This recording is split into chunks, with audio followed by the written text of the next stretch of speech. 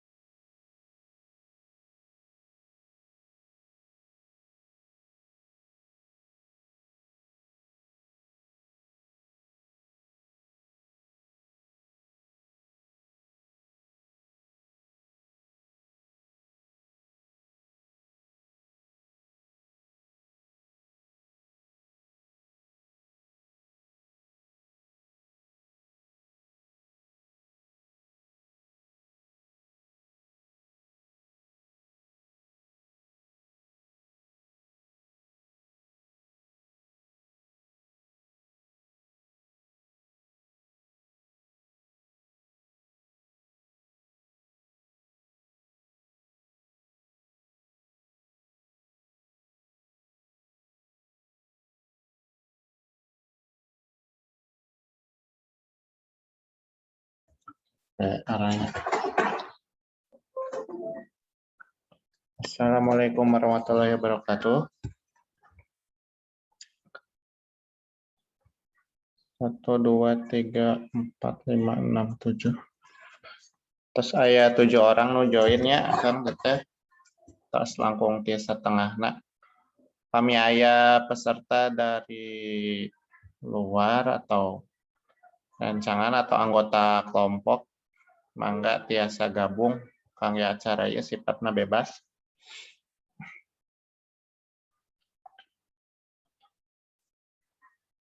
Oke, sambil menunggu yang belum gabung nanti bisa menyusul, kita mulai saja.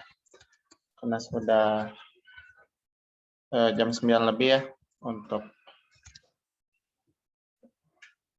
acara virtual. Saya mulai, bismillahirrahmanirrahim. Sekali lagi, assalamualaikum warahmatullahi wabarakatuh.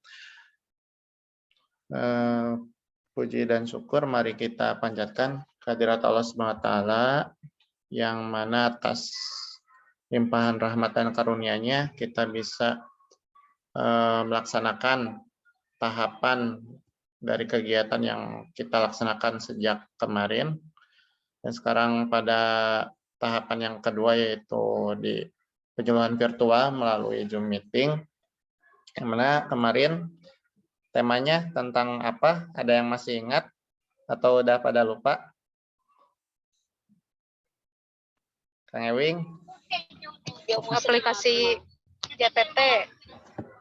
Laras Karina GPT menuju di jalannya, KD hati-hati.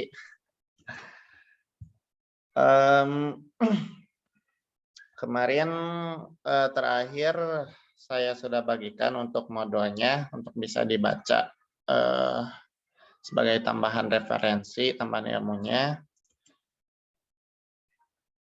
Kemudian sekarang ke tahapan virtual. Ntar saya share screen dulu.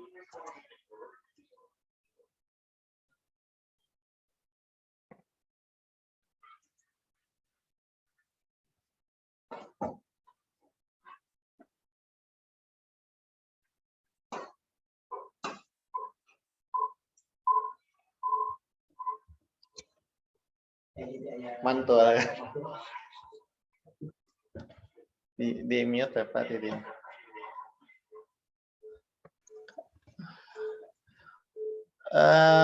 Kita mulai untuk acara materi selanjutnya dari meningkatkan kesehatan benih kedelai dengan memanfaatkan zat pengatur tumbuh alami.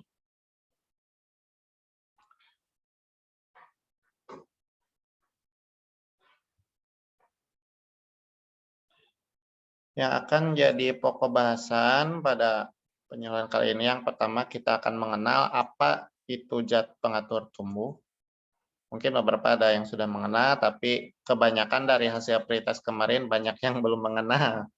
Masih pada kosong pretestnya nomor hiji. Yang kedua, nanti kita akan mengenal patogen tular benih itu apa, terutama pada tanaman kedelai. Yang kenapa sekarang judulnya kita ke meningkatkan kesehatan benih kedelai dengan JPT. Yang salah satunya nanti itu untuk mencegah dari serangan patogen tular benih. Kemudian nanti kita akan mana dari JPT itu, zat pengatur tumbuh itu apa-apa saja sumber-sumbernya yang menjadi dari bahan alami yang berpotensi sebagai zat pengatur tumbuh, tentunya dari hasil-hasil penelitian. Kemudian yang terakhir nanti dan juga akan kita praktekkan pada hari Kamis di BPP itu tentang cara pembuatan zat pengatur tumbuh dari sumber-sumber alami apa saja, nanti akan kita bahas satu persatu.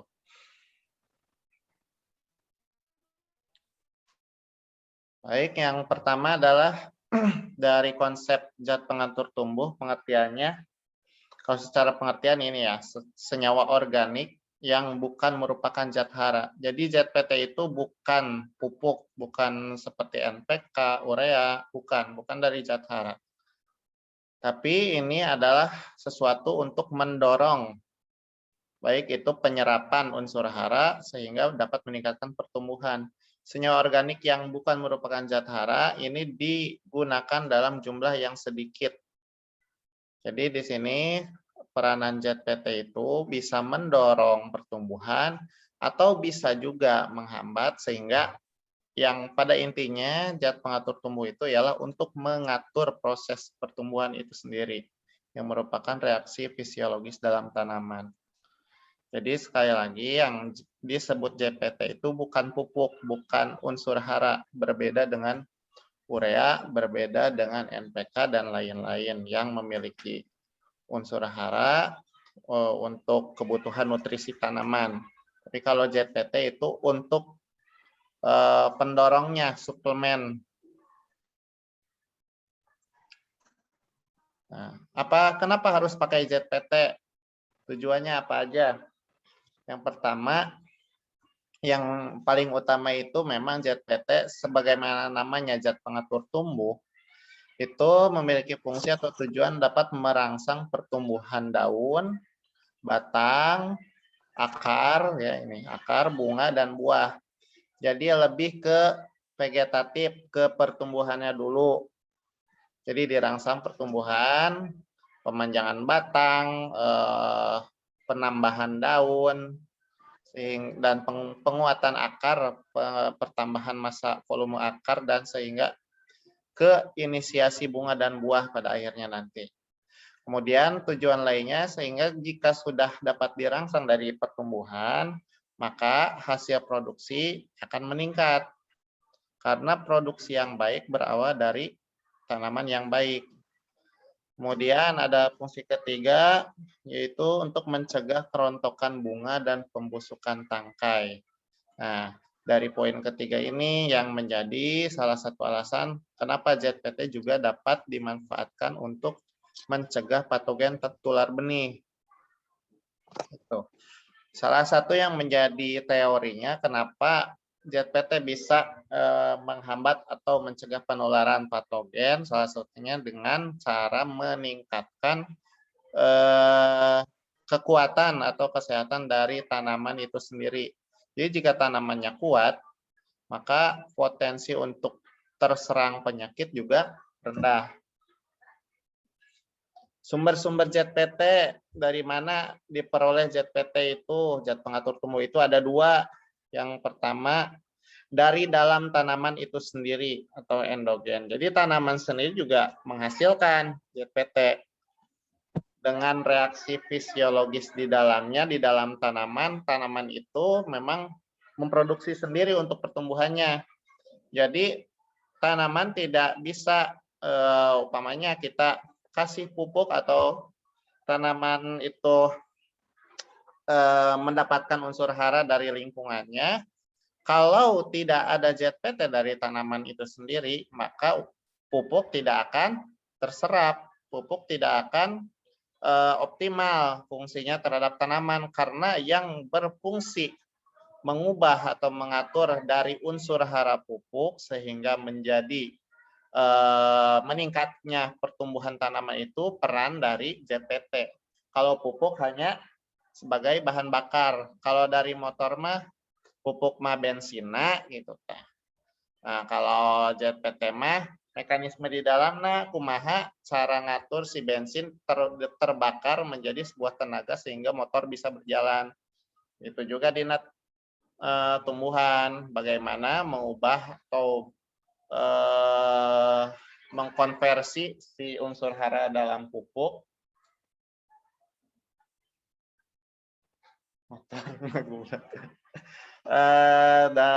dari pupuk itu bisa dirubah menjadi energi sehingga dikonversi ke perbanyakan sel gitu. Kemudian selain dari tanaman, kita juga bisa menambahkan zat pengatur tumbuh dari luar. Eksogen namanya. Nah, eksogen itu kita memproduksi sebagai tambahan istilahnya. Jadi sebagai tambahan selain dari dalam tanaman itu juga, kita juga bisa menambahkan untuk apa? Untuk tadi semakin meningkat kecepatan pertumbuhan tanaman. Jadi bisa ditambahkan dari luar. Bagaimana menambahkannya? Banyak cara-cara itu baik secara alami maupun sintetik bisa dibuat sebagai zat pengatur tumbuh dan nanti disisipkan atau dimasukkan ke tanaman sehingga bertambahlah dari ZPT itu ke meningkatnya kecepatan pertumbuhan tanaman. Nah, apa aja sekarang macam-macam ZPT? Apa aja yang menjadi zat pengatur tumbuh macam-macamnya? Nah, ini saya bahas dari hormonnya ya. Kalau ZPT itu memang secara umum ZPT ada beberapa macam atau beberapa jenis hormon di dalam ZPT. Ini disebut hormonnya. Yang paling dikenal pasti yang pertama dari auksin. Namanya auksin istilahnya. Nah, auksin ini fungsinya apa? Menurut Setiati 2009, auksin ini senyawa yang mampu merangsang pemanjangan sel pucuk. Sel pucuk. Jadi khusus untuk penambah di ujung tanaman yang jadi pucuknya lah. Kalau di kedelai juga di pucuknya. Nah, yang menjadi penambahan tinggi dari si tanaman itu pemanjangan sel di pucuk, di daerah pucuk. Nah, kalau dengan auksin ini bekerjanya di pucuk tanaman di ujung sehingga mekanismenya yaitu pemanjangan sel dari pucuk itu sendiri. Nah, salah satu kelemahan auksin adalah dari sinar matahari. Makanya kalau kita mengecambahkan benih, nah, terus mungkin ada yang udah pernah coba kita mengecambahkan terus dibandingkan antara yang di dalam ruangan sama di luar ruangan yang terkena matahari langsung. Yang terjadi apa? Pasti yang ditumbuhkan di dalam ruangan tidak terkena sinar matahari, maka lebih panjang hasilnya, kecambahnya lebih tinggi daripada yang di luar. Karena apa? Karena salah satunya sinar matahari ini mampu menekan auksin. Nah, sehingga terjadi hambatan pertumbuhan dari sinar matahari dan berpengaruh ke hormon auksin ini. Gitu. Jadi auksin itu bekerja di ujung di pucuk tanaman. Nah, fungsinya ini tadi yang pertama di perkecambahan tadi udah dijelaskan. Di perkecambahan, jadi yang dalam perkecambahan munculnya si tunas itu ya ini peranan dari auksin. Kemudian pembentukan akar, ya akar juga sama kan di ujung tanaman. Nah, jadi peran auksin ini selain di ujung tanaman bagian atas, bagian bawah pun ke pembentukan akar, ini auksin merangsang pertumbuhannya. Kemudian dalam pembungaan dan pembuahan. Nah, auksin ini juga punya peranan dalam merangsang untuk meningkatkan persentase timbulnya bunga dan buah. Kemudian fungsi keempat, auksin dapat mengurangi gugurnya buah sebelum waktunya. Nah, karena diperkuat dari sistem dari tangkainya ini tadi di fungsi sebelumnya tujuannya itu mengurangi rontoknya bunga dan juga buah. Sehingga dari hormon auksin ini juga berpengaruh. Kemudian untuk mematahkan dormansi pucuk atau apika, jelas tadi sudah disampaikan bahwa bekerjanya auksin ini di ujung tanaman, yang mana memang yang dormansi itu masa tidurnya, jadi si tanaman istirahat dari proses pertumbuhan. Nah, dipatahkan proses istirahat, masa istirahatnya itu oleh hormon auksin. Kemudian yang kedua yaitu giberelin. Giberelin namanya. Giberelin atau asam giberelin, giberelic acid. Nah, ini ditemukan dari tumbuhan paku-pakuan pakis lumut. Ya, dari paku-pakuan, dari lumut, dari pakis banyak ditemukan hormon giberelin ini berdasarkan penelitian.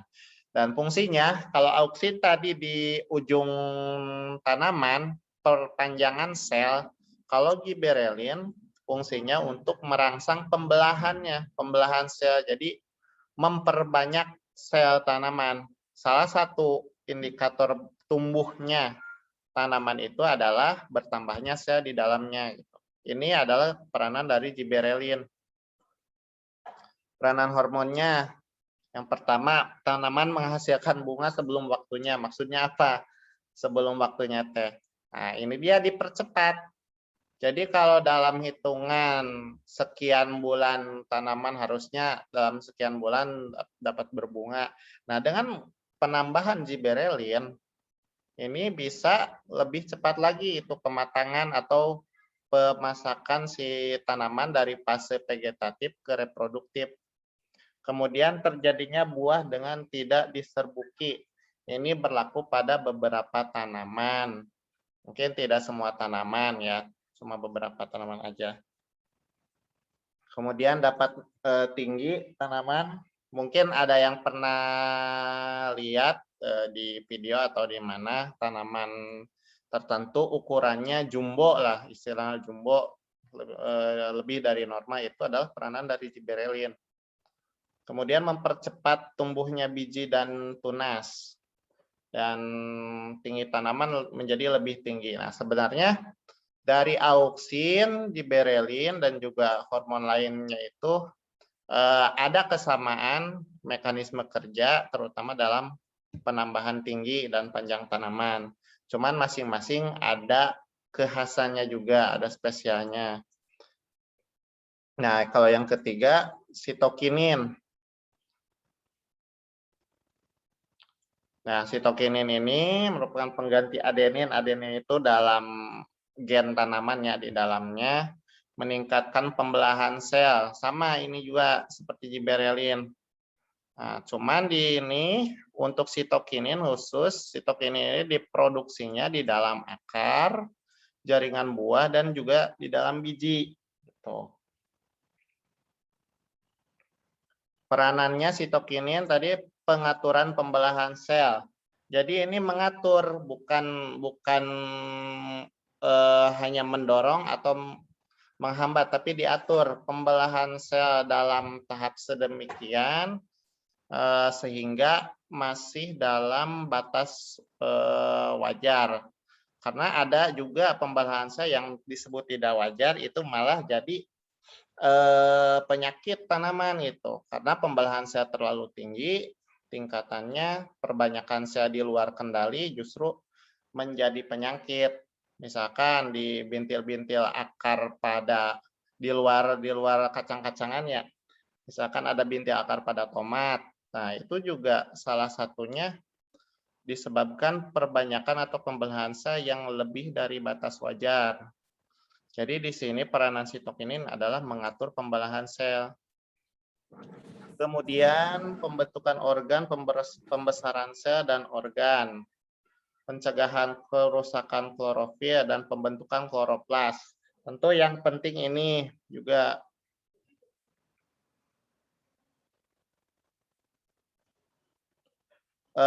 untuk klorofil dapat dicegah kerusakannya, salah satunya penyakit dalam kedelai banyak yang menyerang daun. Salah satunya SMP, soybean mosaic virus, virus mosaik itu menyerang daun, sehingga kalau sudah terserang daun ini menghambat fotosintesis. Fotosintesis menghambat ke pembentukan makanan, jaringan makanan dalam tumbuhan, sehingga untuk hasil panen ke polong itu akan berkurang, bahkan bisa sampai gagal panen. Kemudian dari pembukaan penutupan stomata dalam peristiwa respirasi tanaman untuk menghasilkan energi juga. Jadi diatur oleh hormon sitokinin. Kemudian perkembangan mata tunas dan pucuk. Yang paling utama untuk sumber atau jenis zat GPT itu tadi ada 3 auksin, sitokinin, giberelin. Ingat 3 poin. Namun ada juga hormon lain juga selain yang 3 itu. Yang pertama etilen.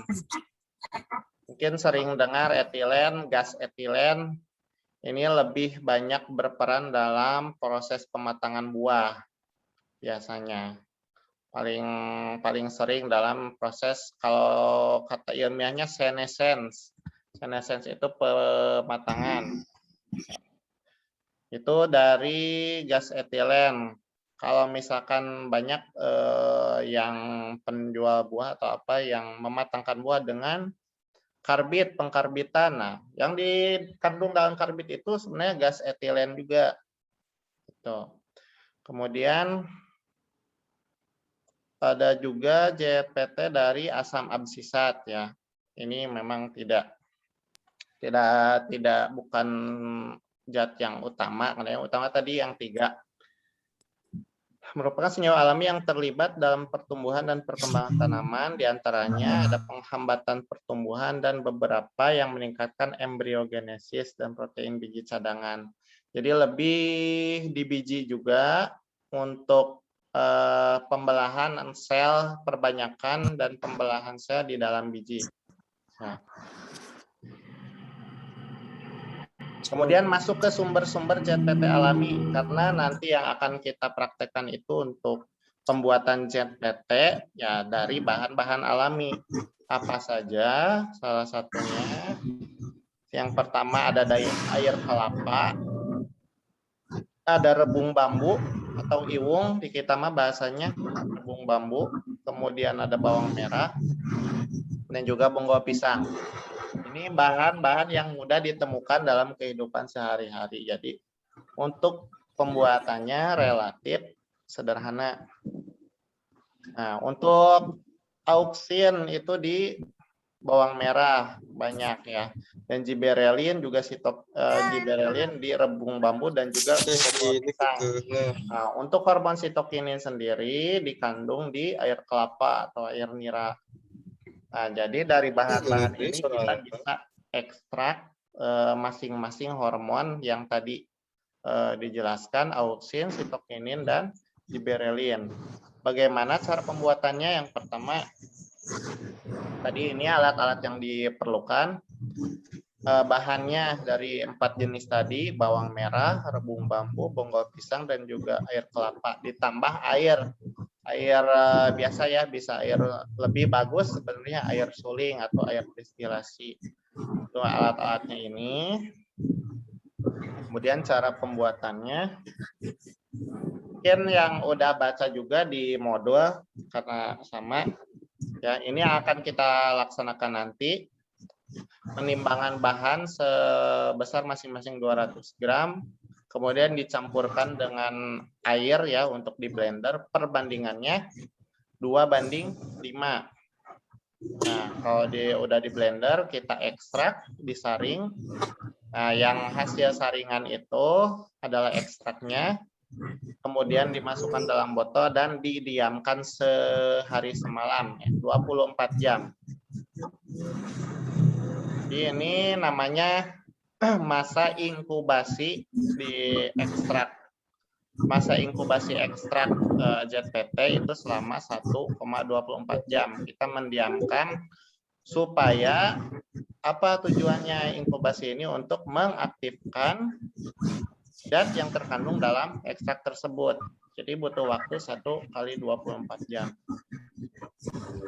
Kalau sudah aktif, dianggap sudah aktif dalam 1 kali 24 jam. Selanjutnya untuk kita aplikasikan itu dengan menimbang ekstrak yang sudah dibuat itu 100 ml.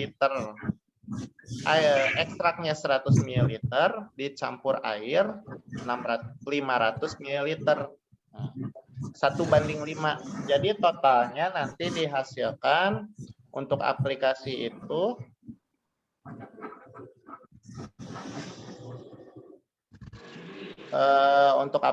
masing-masing ekstrak 100 ml dikali 4 ekstrak. Ada 4 jenis, yaitu bawang merah 1, rebung 2, bonggol pisang 3, dan juga air kelapa 4 ya. Jadi ada 400 ml ekstrak dicampur dengan 500 ml air. Nah, sudah dicampur jadi menghasilkan kurang lebih 900 ml ZPT yang sudah terkandung di dalamnya bawang merah, rebung, bonggol pisang, dan juga air kelapa. Kemudian baru nanti bisa diaplikasikan ke benih kedelai untuk perlakuan sebelum ditanam. Jadi sebelum ditanam benih kedelai bisa direndam dulu ke dalam ZPT yang sudah dibuat kurang lebih 1 jam. Nah, kalau sudah nanti baru bisa ditanam. Atau kita juga bisa lakukan pengujian nanti antara yang direndam dengan ZPT dengan perlakuan kontrol dengan tidak direndam ZPT. Nanti bisa dibandingkan dari segi pertumbuhannya lebih tinggi mana dan juga dari ketahanan penyakitnya. Nah, itulah langkah kerjanya untuk nanti kita laksanakan praktek insya Allah di hari Kamis. Kemudian, nah ini dia yang akan kita aplikasikan dari kedelai, karena kedelai salah satu komoditas penting khususnya di Kecamatan Jatiwaras juga.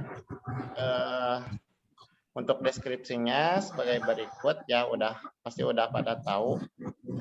Protein nabati ya, kayak karbohidrat dan lemak kandungannya. Nah, ini untuk tujuan kita pembuatan ZPT salah satunya adalah mencegah ini patogen tular benih, bahasa Inggrisnya seedborne. Untuk mencegah patogen ini yang berasal dari apa aja patogen tular benih itu bisa berasal dari bakteri, bisa cendawan atau jamur, bisa dari virus atau nematoda. Itu contoh-contohnya. Nah, ini untuk contoh-contoh dari jenis cendawan ya. Nanti bisa dibaca, saya bagikan bahan tayangnya. Kemudian untuk dari bakteri ini bisa ke hawar daun dan juga pustul dari Xanthomonas axonopodis. Gejalanya seperti ini kalau diserang oleh bakteri, ya bercak-bercak pada daun, kekuningan. Jadi kebanyakan selain menyerang polong, patogen ini menyerang dari daun yang menjadi pabrik produksi makanan. Jadi kalau daun sudah diserang, yang menjadi berbahaya adalah daun yang harusnya berperan dalam fotosintesis, bisa menghasilkan zat makanan untuk tanaman, ini dapat terhambat. Itu dia kenapa menjadi penting.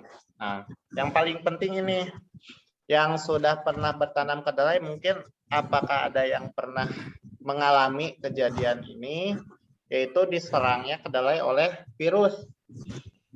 Bukan virus corona ya, tapi virus mosaik kedelai, SMP kalau secara ilmiahnya soybean mosaic virus. Nah, Ada juga SSP ya. Kalau SSP mah kerdil, jadi gejalanya itu tanaman jadi kerdil.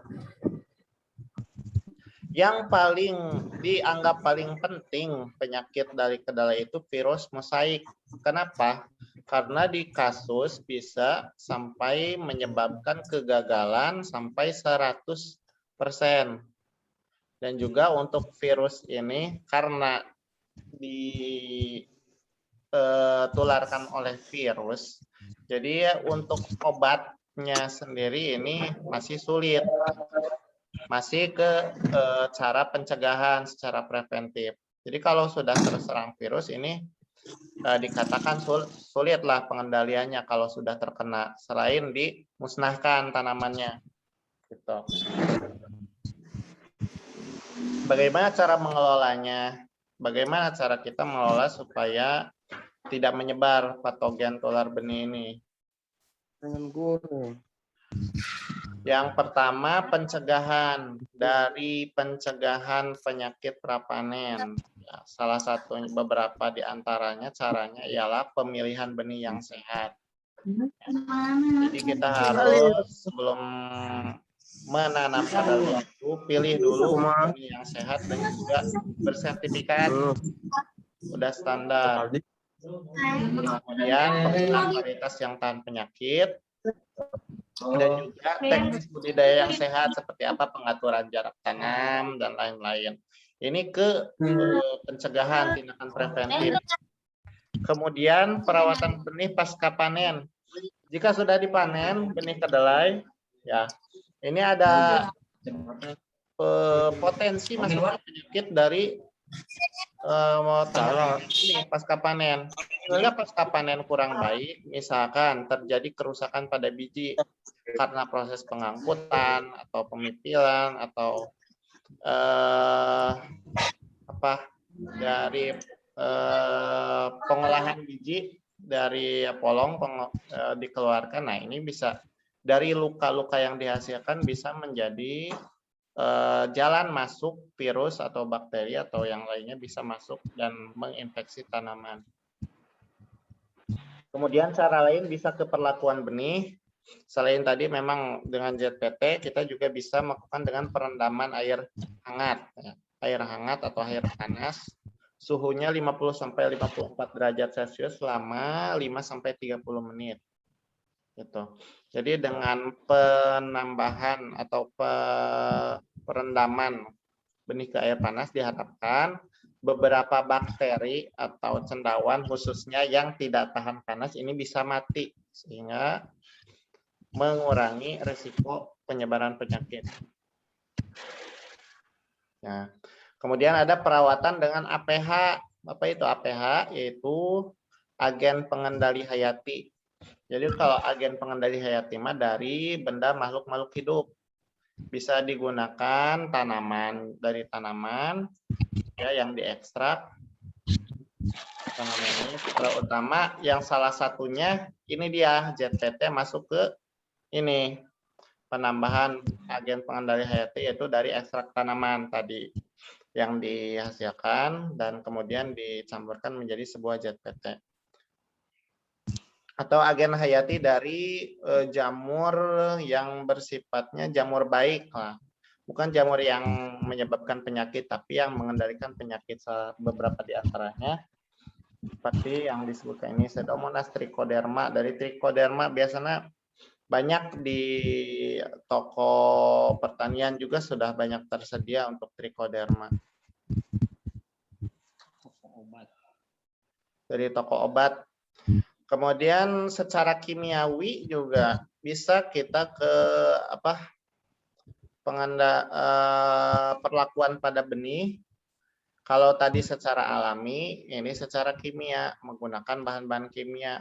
Mau itu pakai obat ya pestisida, nematisida atau fungisida biasanya dicampurkan sebelum ditanam, itu perlakuan secara kimiawi. Atau pakai desinfektan NaOCl. Hipokloritnya biasanya pakai Biclean, ini kalau dari produk misalnya salah satu contohnya. Ini untuk pencucian dari luar benih. ya, satunya dari luar benih, dari permukaan benih. Ini bisa menekan penyakit menular. Dan meskipun demikian, tindakan secara kimiawi sebaiknya diakhirkan menjadi opsi paling akhir, pilihan terakhir. Sebelumnya kita harus menggunakan dulu cara yang alami sehingga tidak menimbulkan masalah ke depannya. Nah, itu dia ya untuk tadi sudah kita jelaskan untuk ZTT itu apa, sumber-sumbernya apa aja, kemudian cara pembuatannya yang juga nanti kita akan praktekkan untuk meningkatkan kesehatan benih kedelai yang salah satu penyakit paling pentingnya adalah virus mosaik ya, SMV.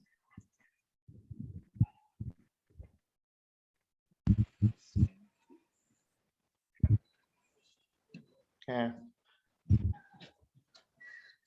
Itu dia dari materi ya sudah saya sampaikan. Semoga dapat dipahami, setidaknya menambah ilmu dan pengetahuan teman-teman semua. Ini udah ada berapa orang yang hadir? Udah lebih ya. Ada juga yang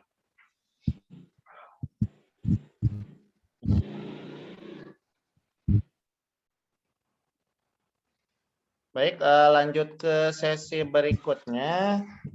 Mungkin ada yang ditanyakan dari teman-teman atau mau berbagi pengalaman di lapangannya, mungkin seputar kedelai atau yang lainnya, mangga dipersilakan.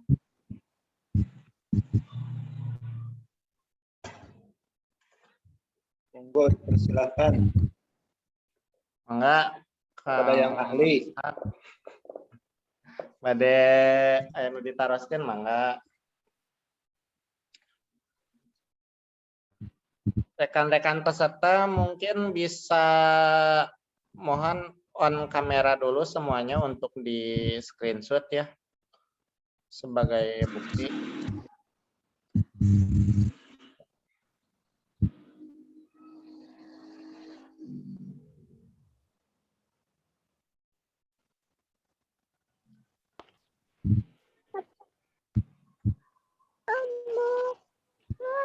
Masih ada yang mau. Sekali lagi punten yang masih off kameranya, masih mati, mohon diaktifkan sebentar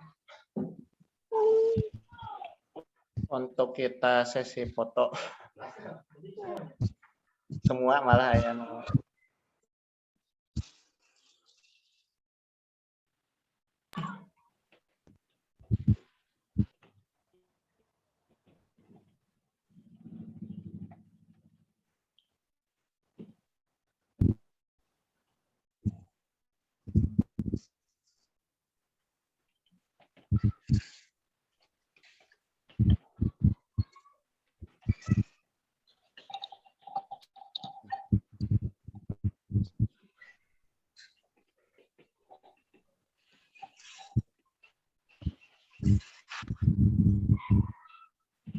Sinyal aman ya sadayana aya nu gangguan teh.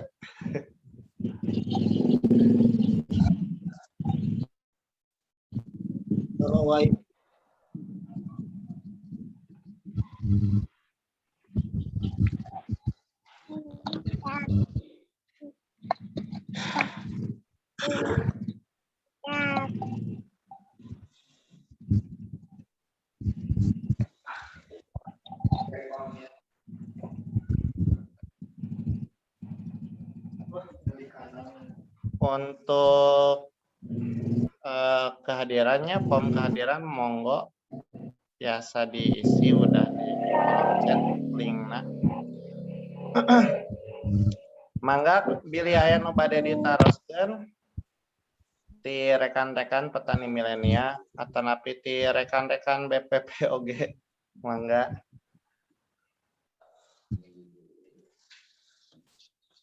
Manawi aya nama tos tiasa kaisiannya soal pretest nu kamari teh tos uninga jawabana.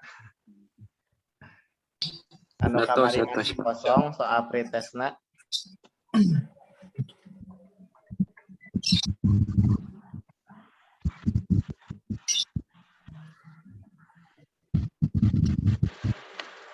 Insyaallah. Insyaallah.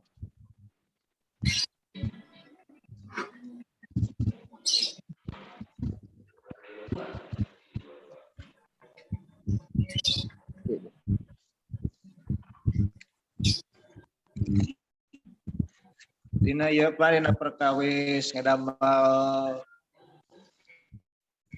bahan dina tepung bang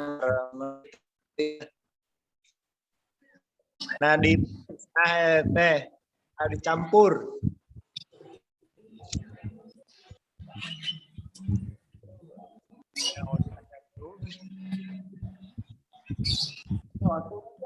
Makang punten rada terputus-putus.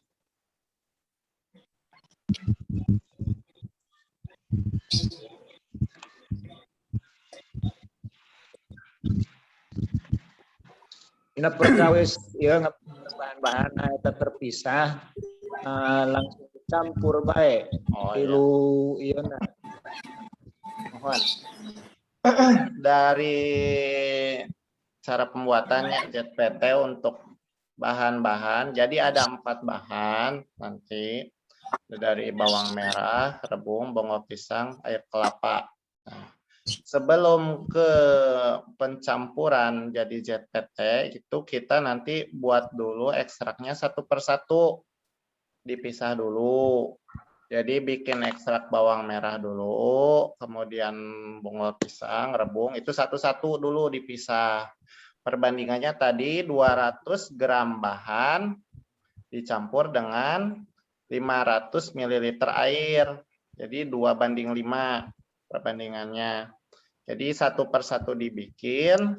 Jadi nanti ada 4 ekstrak. Termasuk kalau air kelapa ya, air kelapa enggak di blender berarti. Udah, jadi itu dimasukkan ke dalam botol masing-masing, jadi ada 4 bahan. Itu didiamkan dulu 1 kali 24 jam atau minimal semalam 12 jam minimal. Tapi bisa sampai 1 kali 24 jam itu. Nah, sudah 1 kali 24 jam disimpan, maka dianggap si zat dalam ekstrak itu sudah aktif. Nah, barulah kita mencampurkan bahan-bahan itu. Dari keempat bahan yang ada, masing-masing diambil 100 ml. Jadi 100 ml dari ekstrak bawang, 100 ml dari ekstrak rebung, dari bawang pisang 100, kemudian air kelapanya 100 ml. Jadi dapat 400 ml. Nah, 400 ml ini dicampur dengan 500 ml air lagi, diencerkan. Nah, jadi nanti hasilnya dapat 900 ml ZPT hasil campuran ekstrak tadi itu.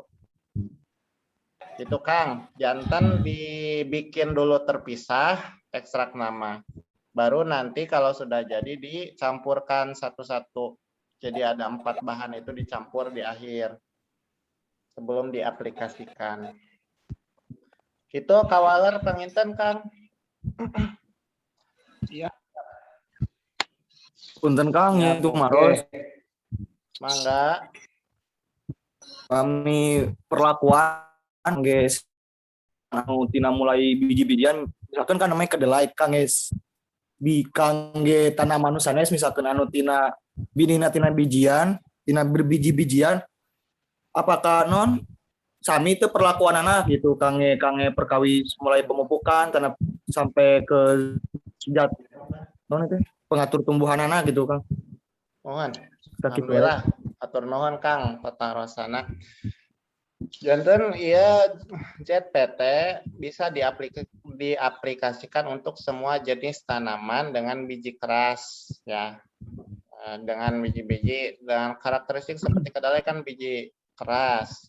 Nah, bisa oke pakai buat tanaman yang lain karena ini apalagi ini bahannya alami Satu, itu alami. JPT-nya kita buat alami. Jadi tidak ada efek samping atau bahan lain yang berpotensi merugikan. Jadi bisa kita gunakan JPT ini untuk tanaman lain.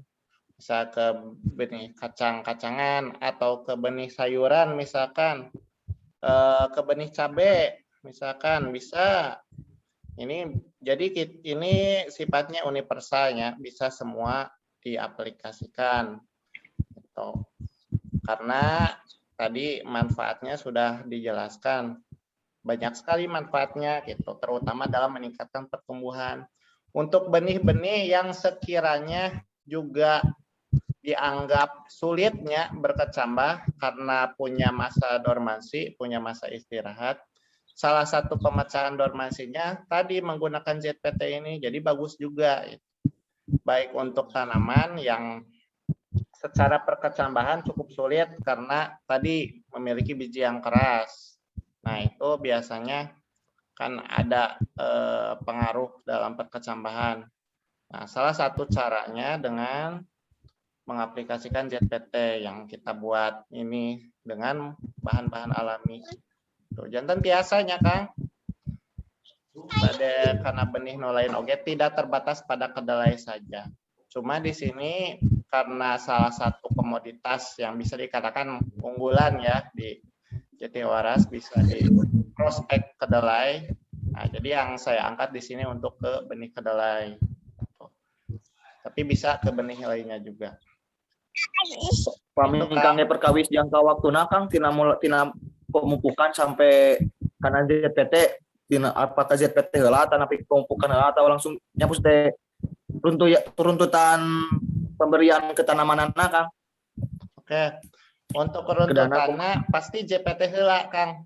Karena JPT diaplikasikannya pertama di perlakuan benih gitu. Meskipun kebanyakan memang pasti ZPT diaplikasikannya ke perlakuan benih.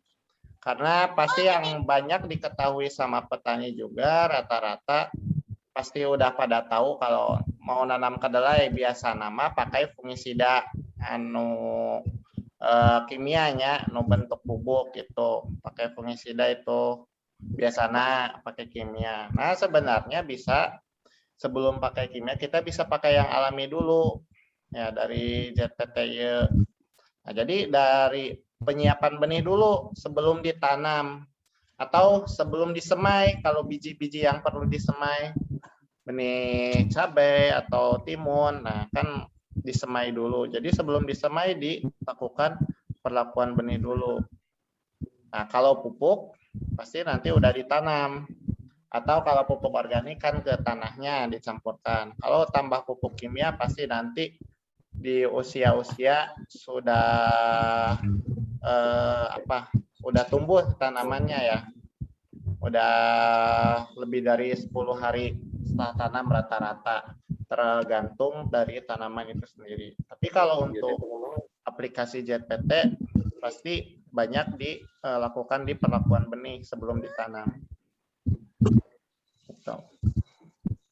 Panginten Kang, biasa ya. Biasa Kang, cekap kata mohon atur nuhun Kang, patarosan saya pisan. Hapunten bilih aya kakirangan atanapi kalepatan dina jawaban panginten. Mangga aya deui nu bade naroskeun. Atanapi berbagi pengalamanna biasana pami pelak kedelai dikumahakeun heula binihna atau dicampuran naon. Mungkin tiasa berbagi pengalaman atau ilmuna mendakan ngangge naon benih kedelai jadi langkung sae sugan teh aya. Assalamualaikum Kang. Waalaikumsalam. Sabaraha hari atau umur nanti JPT telah bertahan apa?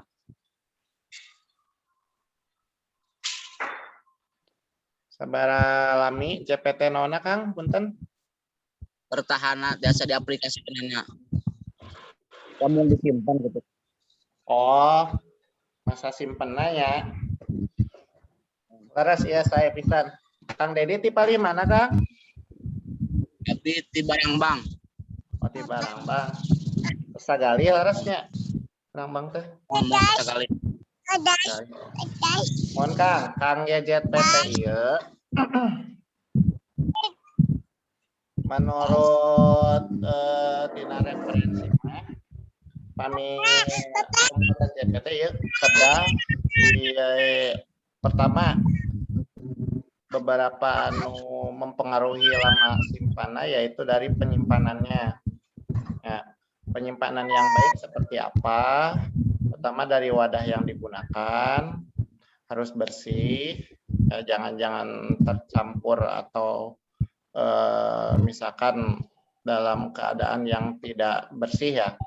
Sebaik mungkin mah yang steril gitu. Terus ditutup ya dalam botol tertutup. Itu dalam masa simpannya bisa sampai 1 bulan, 1 bulan sampai 3 bulan tergantung nih dilihatnya seperti apa. Pertama dari kondisi JPT campurannya, ekstraknya, dari warnanya dan juga dari baunya ya. Kadang ada kalau udah berbau busuk, misalkan berbau busuk beda ya. Busuk itu berarti sudah ada kontaminasi begitu dari bakteri, misalkan dari jamur. Kadang ada juga karena penyimpanan kurang benar, lingkungannya lembab ya, tidak kering. Nah ini bisa memacu pertumbuhan jamur atau bakteri ke JPT-nya, maka sok aya nu ke sampai berjamur. Nah itu sudah tidak layak pakai gitu. Jadi tergantung ke penyimpanan ya Kang. Untuk ini diusahakan untuk penyimpanannya di tempat yang kering, tidak lembab. Kemudian wadah penyimpanannya juga bersih. Gitu. Bisa sampai 1 bulan atau sampai 3 bulan. Itu Kang Dedi. Atur nuhun, Pak. Atur nuhun. Angga sami-sami atur nuhun oge.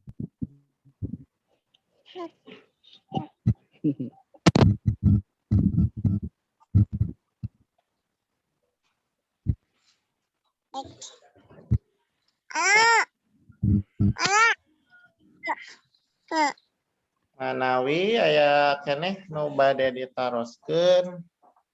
Mangga masih kene aya waktos.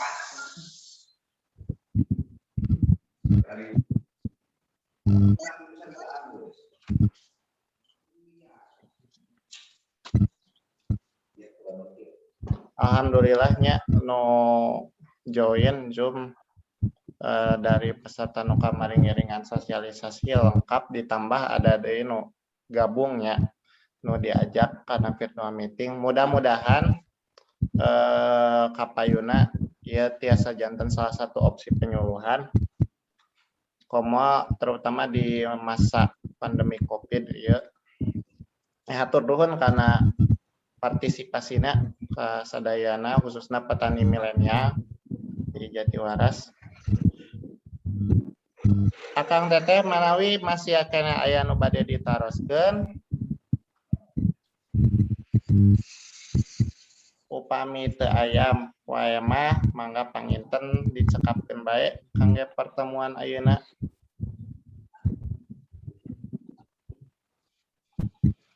Daya Kang. Tos cukup ngartosnya. Halo Caya. Alhamdulillah. Tos cukup ngartos minimana secara konsep tos uninga JPT naon kamari sapertos dina soal pretestnya. Tadi dijelaskan gitu. Itu untuk hormona jenisna naon wae JPT tadi nutilu aya auksin, aya sitokinin, aya giberelin nu paling utama. Kemudian dari bahan-bahan alami yang mengandung JPT itu bisa dari bawang merah. Bawang merah tadi dari auksinnya. Kemudian untuk rebung bambu, bonggol pisang mengandung giberelin. Kemudian dari air kelapa ada hormon sitokinin. Nah, nanti di campur bahan itu jadi sebuah ZPT. Nah, kemudian untuk diaplikasikan ke kedelai untuk pencegahan penyakit, salah satunya patogen tular benih. Jadi ditularkan dari benih, sehingga untuk kita dapat meningkatkan produksi, salah satunya dengan meningkatkan kesehatan benih. Jadi dicegah dari adanya penyakit sejak dari benih, ya. Bukan sejak dari tanaman, karena yang paling penting kalau benihnya sudah terinfeksi, maka kemungkinan besar sudah tumbuhnya itu akan bermasalah. Jadi dicegah sedini mungkin, dimulai dari benih. Dan salah satunya yang paling berperan penting penyakit dalam menggagalkan panen kedelai khususnya, yaitu dari virus mosaik tadi. Virus mosaik kedelai bisa sampai menyebabkan kegagalan sebesar 100%. Makanya ini jadi perhatian utama khususnya para petani kedelai. Itu untuk ringkasan materi hari ini. Mangga kami ayano peryogi dari materinya sekedap.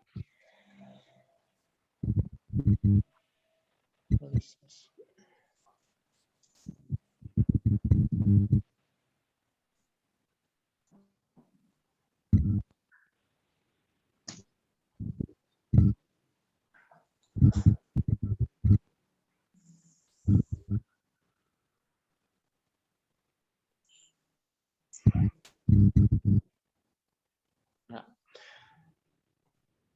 Absena terus diisi akang teh dinaling Acan. di luhurnya. Mangga tiasa diisi.